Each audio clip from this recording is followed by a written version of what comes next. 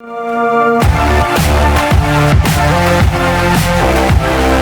hello everyone, welcome to another Black Women in HR talk. Today I'm joined with Uju, who is an author, blogger and mother of two. She's the creator of Babes About Town, a blog that focuses on family and lifestyle. And she's also the author of Bringing Up Race, How to Raise a Kind Child in a Prejudiced World. Hi Uju, how are you? I'm good, thank you. How are you? Yeah, I'm really good, really excited to kind of see your thoughts and insights about a couple of questions that we had. Okay. So firstly, just wanted to start off by asking, so you're the author of Bringing Up Race, How to Raise a Kind Child in a Prejudiced World. What inspired you to actually write this book? Yes, as I mentioned in sort of the introduction or preface to the book, the idea was kind of, I won't say forced upon me, but thrust upon me by somebody, by a relative who thought it would be a great idea for a book and that I was, the perfect person to write this book. And at first I really didn't think I was. I wasn't sure that I was someone who fitted in this space of writing about race and, putting myself out there almost as an expert on race, because I thought, well, I don't have a degree in critical race theory. I'm not an academic, what would I write about? How would I fill a whole book? And then when I sort of sat down and started kind of talking to myself, journaling, writing, thinking about it, talking it over with my husband, I discovered that I had so much knowledge within me and so much experience and so much that I wanted to share. And also I wanted to approach it in a kind of mother to mother way, as opposed to coming at it as like an academic and I've got all these facts and I've got all this like hard-hitting stuff. I wanted to tell stories. So that's kind of the way the book is. It is filled with lots of research, but it's mainly about the stories, not just my stories, but stories from, I had over 20 contributors, who I interviewed, and their stories I think really bring the book to life. Yeah, as you said, like you've approached it from a very kind of personal, more of a personal twist rather than an academic one. What would you say are the main points that in the book that you would like to share for someone that maybe hasn't read it yet and is looking to pick it up? Yeah, so I think the main points are, as somebody said to me the other day in an interview, they're like, what they love about the book is that in every chapter is the word like talk to your kids, talk to your family, talk to, your community. So the main message of the book is really conversation, like open up these conversations, even if it's uncomfortable, even if it's awkward. It's really important for all of us to start talking about race in a much more open and positive and inclusive way, but specifically for our kids. Our kids need to have a language to be able to describe who they are in the world, where they belong and how they relate to others. So it's just, that's the central message. And I would say another thing about the book is that, like you said, it's filled with stories, but it's like stories backed with research. And then at the end of each chapter, I've included what I call talking points, which are kind of questions that I'd had sort of from friends, family, within the community, readers, around race, around various aspects, from like a Black parent asking about what to say to her child who is worried about a friend who, told her skin was dirty, for instance. So I have like questions and answers to kind of give you an example of what you could say, or to give people sort of more context as to how to describe and explain race to their kids. Absolutely, I completely agree. I feel like a lot of times when kids ask questions about race or like, why is this person different? I think we're quick to kind of hush them and kind of, oh, don't ask that. But I think that kind of makes the issue more of a taboo and kind of makes them think, well, I'm not allowed to think like this. Maybe I'm not allowed to ask certain questions. And then they grow up being essentially ignorant. So yeah, I think that's such amazing advice, especially for mothers and parents. Yeah, completely. I mean, that's the thing with, topics like race or, sex, sexuality, when parents feel hesitant to talk about it, you create this, like this elephant in the room, or sort of whatever, this feeling that there's some big thing that nobody can say because it's too difficult. And actually, when you talk to kids, and half the time they just take it at face value, or you can have like literally like a 5-second conversation and then they'll move on to something else, and then you come back to it. So it's like ongoing conversations, and before you know it, it's like just an everyday part of your life. Yeah, absolutely. It kind of just becomes the normal. Yeah. Yeah. I think a lot of people see you as like this inspiration. Personally, me too. Do you have any advice for like any young professionals, especially any young women, young Black women, young brown women that are looking to become an author or get into that kind of blogging author space? Yeah, advice for any author is just to keep writing. Like if you have a passion for writing, or if you have an idea that you really want to share, you have a story that needs to be told, just keep writing. That's the number one thing, because a lot of people, you'd be surprised. I mean, I've been a writer like my whole life, essentially. Since I was a child, I was writing. And then, but anytime you say to people you're a writer, they'll be like, oh, I have this story, or I have this book idea. But it's like, well, are you writing? Do you write?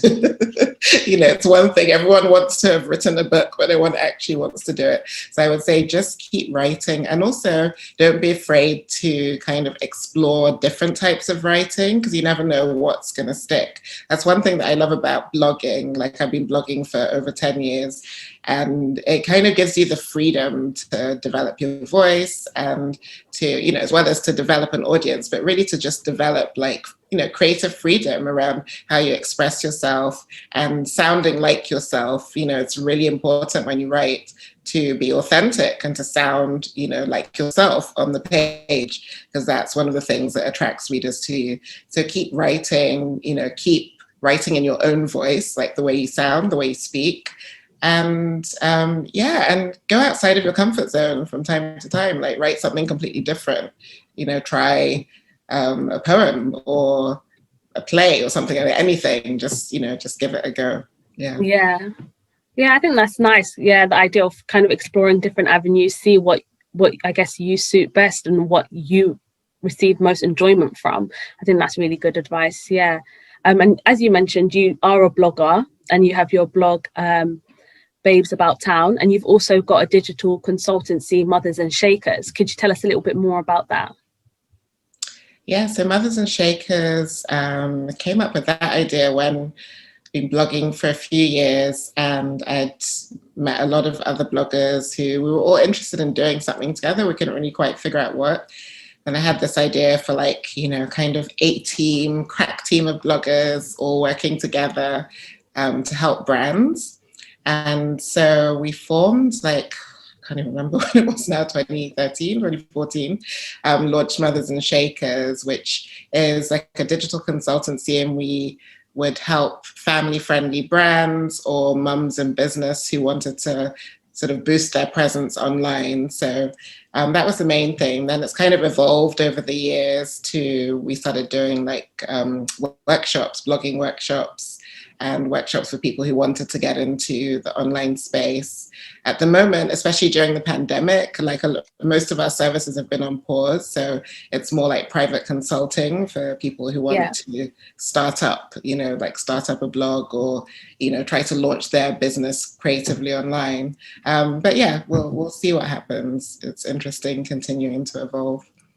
Yeah, I think like you said, with the pandemic and everything, we've had to evolve in everything we do and in every aspect, and try find how we could make the best out of such a horrible situation. And I think you're a massive inspiration in terms of you've written publications before for The Guardian and Time Out, and now you've kind of, I would say, found your own space and made out your own path with your own businesses that you have and your own book. And many people, as I mentioned previously, do see you as, an inspiration in terms of parenthood and in terms of being an author and being a blogger. Going on to, I guess, a more serious topic, do you have any advice to parents who are worried about kids' safety? And I would say maybe especially in London, where we've got such big issues, especially like knife crime, so young kids. Have you got any advice to parents? Yeah, you'll hear me take a big breath. Yeah. Because that's my number one piece of advice, is always like, just stop and take a breath. It is scary raising your kids in London, especially with, like last month alone, the numbers of knife crime and gun crime, and then also kidnappings that seem to be happening lately, and kids going missing, young black people going missing. It feels very overwhelming. And I think my main piece of advice with parents, which I say, which is why I sort of advocate conversation, because with conversation about building relationships and have a positive and open relationship with your child, where they feel they can talk to you about race, they can talk to you about sex. They're not going to tell you everything, especially when they get to a certain age, but at least they feel like they can come to you if they're in trouble or if they need help. So it's building that relationship. So always checking in with your child, and also having a conversation with them every now and then about specific things that are worrying, like, if knife crime has gone up in your neighborhood, you sit with your child and have a conversation with them about what do they do if, for instance, they see a violent incident, or if, for instance, they happen to encounter somebody with a weapon. What do they do? How can they get away safely? Can they turn to a trusted adult? Can they just leave the situation? Trust your gut instinct as well. If something doesn't feel right, then trust that. Don't just kind of linger in case things get better. Just trust that this is not okay. So just check in with your kid, make sure they know what to do, like, how to not hold their phone out in the street, for instance, if they're strolling down the road. Yeah, I had to tell that to my son, because he'd be like strolling down the road, like looking at his phone. I'm like, no, you cannot do this. And especially not if you're by yourself, walking 100%. down. So yeah, I wrote about this, about a chapter in Bringing Up Race, which is, about raising kids in the city. But it really, I talked about the conversations that I've had with my eldest, who's now 15, around keeping himself safe, and how, as a parent, no matter what, you're always going to be worried. So we sit here in London and we're like, oh my goodness, it's so stressful. But wherever you are, like, that's the common factor of parenting, is that you're going to be worried about your children. On some level also, you've got to calm yourself down, take a breath, and, talk to your kids and hope that everything will be okay. Yeah, absolutely. Yeah, I think it's such a tough world to navigate, especially as a child. But like you're saying, that channel of trust between you and your child, as long as it's there and that they know they can come to you with any questions or fears, that anything that could have happened, I think it helps keep that relationship open, so that nothing kind of goes undetected, especially in today's climate, like you were saying, with lots of kidnappings going on, especially in London, to keep that eye out and make sure that you're available for them to ask you questions, I guess, so that they know, okay, what do I do in this situation? Yeah, absolutely. Another question we had was, do you think that the school curriculum has embraced diversity and inclusion, and more specifically to do with Black history? In a very short answer, no. Yeah. Not at all. I find it really sort of disappointing and disheartening, not only that the curriculum is still so narrow, but that the government we have currently doesn't seem to want to do anything about it. In fact, they want to kind of go in the reverse and teach less about Black history and kind of pretend that race is not an issue, and that racism is not a problem. All of these things are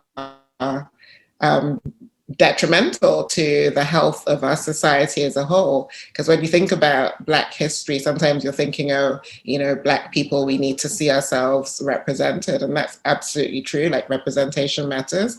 It's really important. Like, representation matters for white kids, for the whole of society to see Black history and Asian history and all the different elements that contribute to this country. They need to see this in a positive light and in a way that they understand like how all our stories join together, the negative bits and the positive bits. So it's really, really like, it does my head in.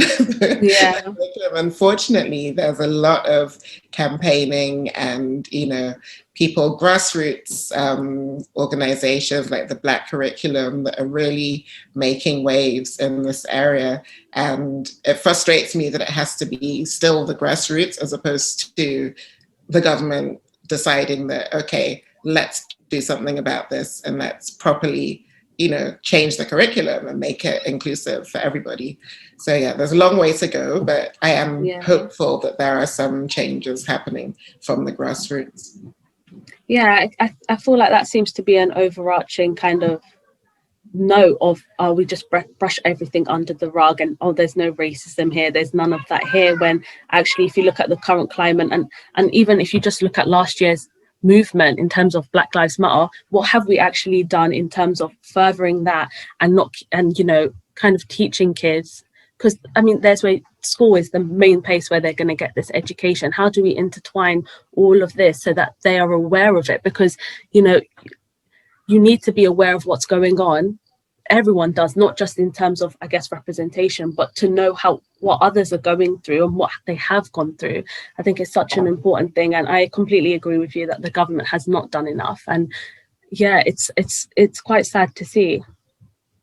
It's very sad to see, and like you said, like the whole point of teaching history is not just so you can sit down and learn a few facts. It's about learning about the story of who we are and how we got here. And if you're teaching a very narrow idea of history, then what are we learning? We're not learning. Yeah. You just stay stuck in the same cycles, which is what has happened to us. And especially in this country where Britain tends to, put itself up on this, bit of a pedestal, like, we don't have a race problem. And, we're very tolerant society. Tolerant is one of those words that becomes quite loaded because, it's like, oh, we're being tolerated, as a Black person in Britain. Oh, you're tolerating me. Well, how kind of you. So yeah, it's really, it's just, like I said, there's a long way to go, but, hopefully more schools and, education unions are getting involved and realizing that they need to do more, because it's across the board, like teacher training, school policies around race, equity, diverse. There's just so much work to do, but hopefully more people are going to get involved. Absolutely.